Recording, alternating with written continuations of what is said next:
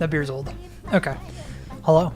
I bet you weren't expecting another top 10 list this week. So I'll get right to it. This is a list of games that I think are really good for 2 players. This isn't games that are exclusively 2 players. This list also includes games that scale down to 2 players really well, just to give you more variety for the list. So let's go ahead and start with number 10.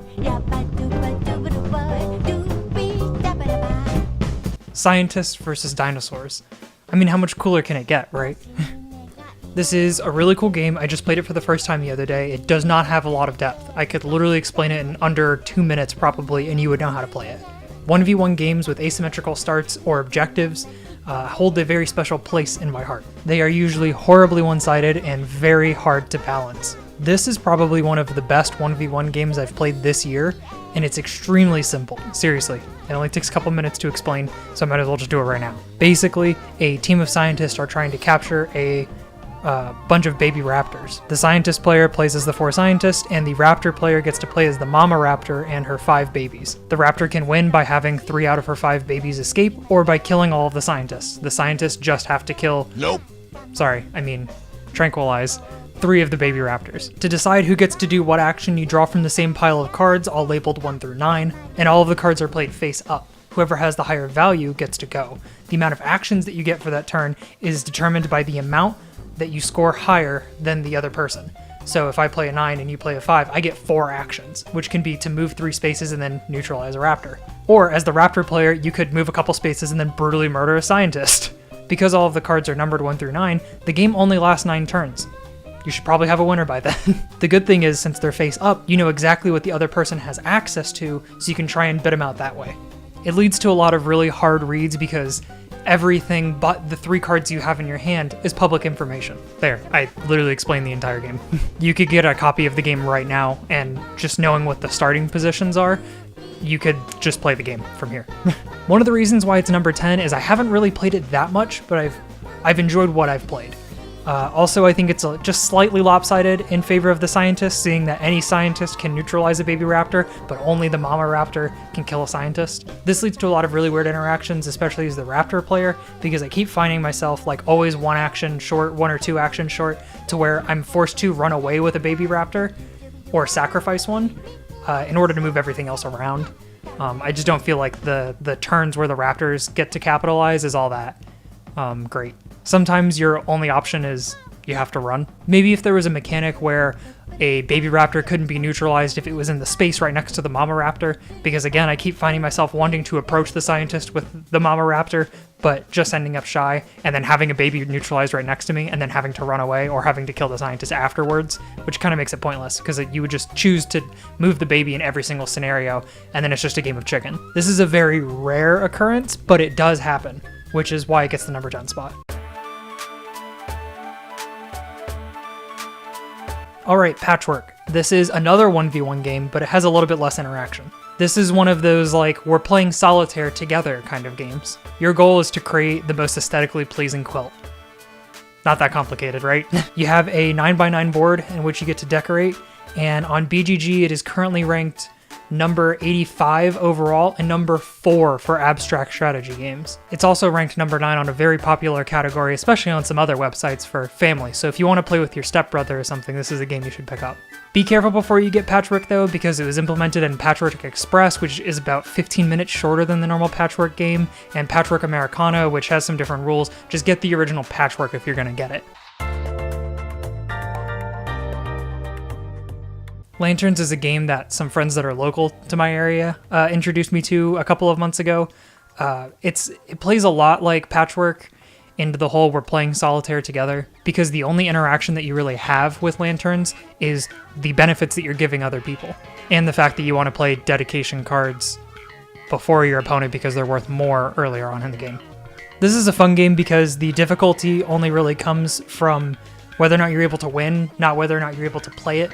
You always want to try and mitigate the benefits that you're giving your opponent, seeing like what lanterns they have up, how close they are to dedicating for something else. Would you want to sacrifice a color that you want so that they don't get one that they need?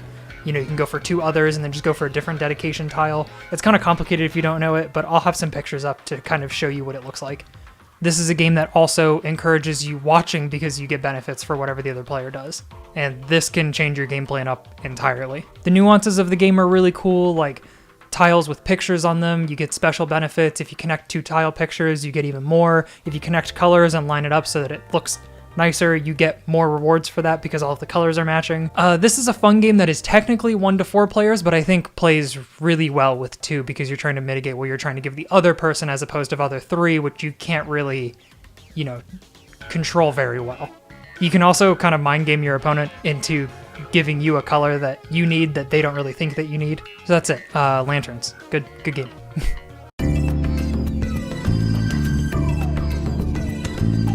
So much like how 5 Tribes was number 5 on the last list, 7 Wonders Duel is number 7 on this list. I already made a video about this game, so go check it out.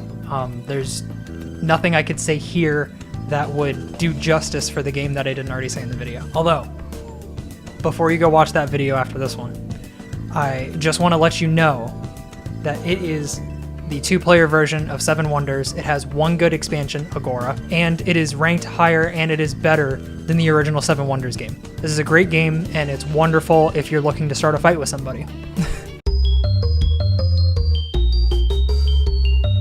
Wow.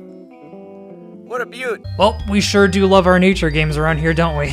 And in this one, you are building a forest. And more importantly, you're stopping your rival from building theirs. This game technically goes up to 4 people, but much like Lanterns, I pretty much only want to play with 1 other person. This game is so well made, it's immaculate. The cards are similar to Wingspan in that they're linen finished. This game features a bunch of different species of trees, and it's relatively easy, so it's a good one to pick up, especially because I think it's on sale right now. You can tell that it's an aspen tree because of the way it is. Anyways, yeah, highly recommend. Next game. Evolution. Okay, so I've talked about the Evolution series before. I talked about Oceans in one of my previous top 10 videos. Oceans is just the most recent version of the Evolution series of games. Evolution started out as a teaching tool to instruct people about adaptations, and it has since turned into one of the most unique strategy board games that I've played. This is a game that allows for a lot of bullying, especially in 2-player games. It scales down really well and becomes much more competitive with 2 people rather than 4. If you want to play a nicer game, I would suggest adding more people because then there's less incentive to just start attacking the other person. Because you can only attack other animals if you have the carnivore trait, and that's based on body size, and there's a lot that goes into it. But the climate expansion is kind of a necessity once you play it because it mitigates those carnivore tactics or body size, stuff like that. Because as the temperature rises, the big bodies tend to die off faster, and when the temperature gets colder, the smaller ones tend to die off. And since the weather changes from round to round, you never really know what you're going to get, so you don't really want to max out body size right away like you would want to do in the original Evolution. The temperature mechanic kind of balances everything out by punishing species that are too large or too small. I'm not a huge fan of balancing things through nerfs. Like, nerfs in general are just balancing by death and just completely killing off some strategies is just not fun. That's not what I like. But it does make the 2-player version of the game a lot more fair. And I already mentioned Oceans in a previous video. You can go check that one out. And if you're gonna get this game, I would suggest getting Evolution with the climate expansion or just getting Oceans. Next game. Bonus stage.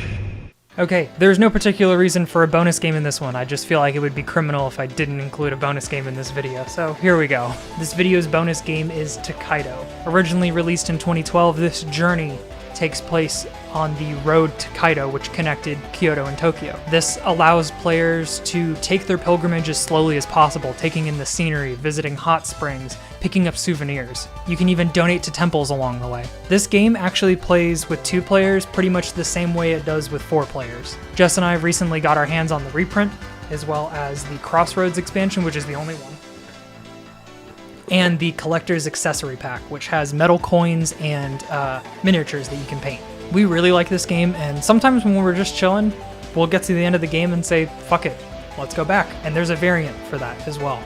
The game is piss easy, it's wonderful, it's beautiful, it's fun, it's pretty relaxing as long as you're not griming people and going where they need to go. But yeah, so I hope you enjoyed the bonus game for this video. Alright, back to the list. The next game is Codenames. Wait a second.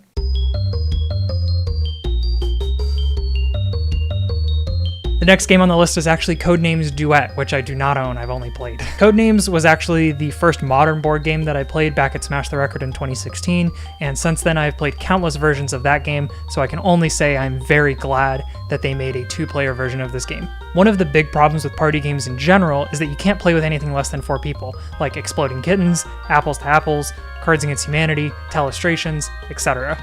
Like, you name it. If it's a party game that you've played with your friends, you probably can't play with 2 people. One of the games that definitely requires at least 4 people is the original version of Codenames by Vlada Chvátil, who is also responsible for making the most stressful board game I've ever played, Space Alert. Codenames Duet was made technically for 2 to 4 players, but it works best with 2.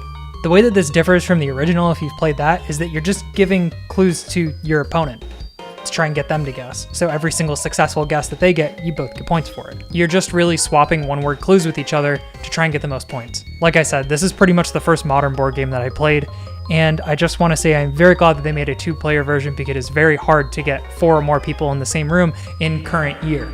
I don't know when you're watching this video, but it doesn't really matter. I assume it is really hard to get more than 4 people in a place at once. Or illegal.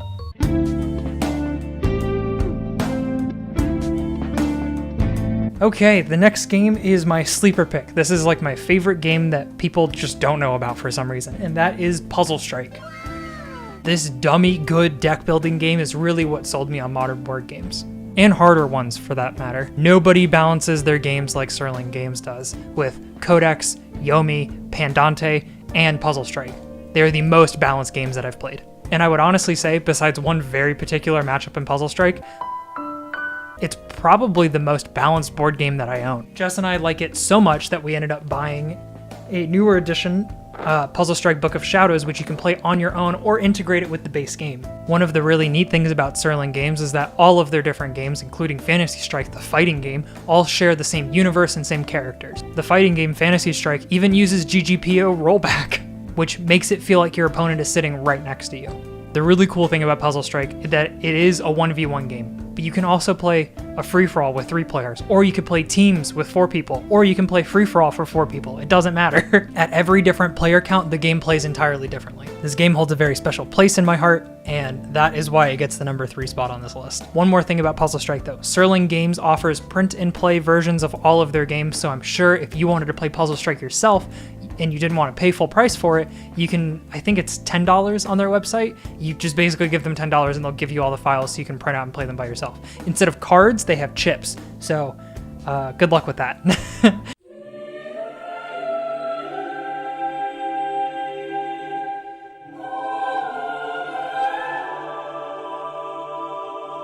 So I'm giving the number 2 spot to Sagrada, but I might as well also mention Azul while we're at it.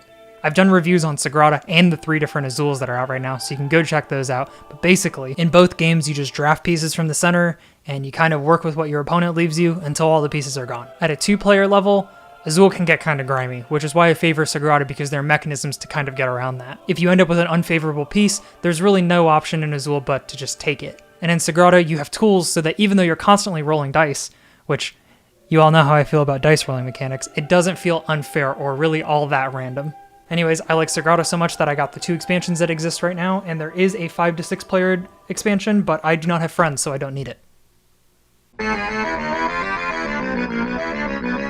Number 1 is Viticulture. I think that this game scales down excellently. The 2-player version makes turn-taking and when you wake up your workers a lot more important. Where you place your grande worker even becomes more important. I just came out with a 23-minute long video like last week on it, so I'm not going to explain it all here because I don't want to make this even longer, but you can go check that video out after this one. So again, these are my favorite games to play when it's just 2 people, like when it's just Jess and I. This isn't games that are made for 2 players only. If you want a top 10 list of 2-player only games, you can commission me for that using my Ko-fi. And you can find that link as well as all the board games that I have access to in the description below. Let's say you don't want a top 10 list and instead you want a very specific board game reviewed. Well, that's what the Board Game Geek account is for. Just click on that and you can look at all of the games that I've reviewed and games that I have access to. A big thank you to my existing Ko-fi contributors. I know that several people have asked me for a list like this before because quarantine's pretty hard and 2020 hasn't made it any easier. Since you're pretty much trapped with your families or your partners, you might as well make the most of it.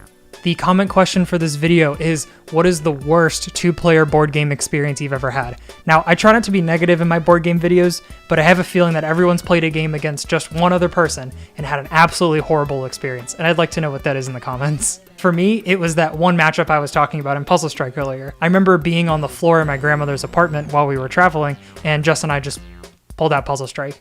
I'm convinced that the Rook and Geiger matchup in that board game is 90-10. It's impossible for Rook to win that at any point. I just remember playing out of my goddamn gourd and then getting bodied by Geiger's just regular character chips that he gets at the beginning of the game. I just remember getting so tilted that I think I've only played the game a couple of times since and never just against Jess ever since then.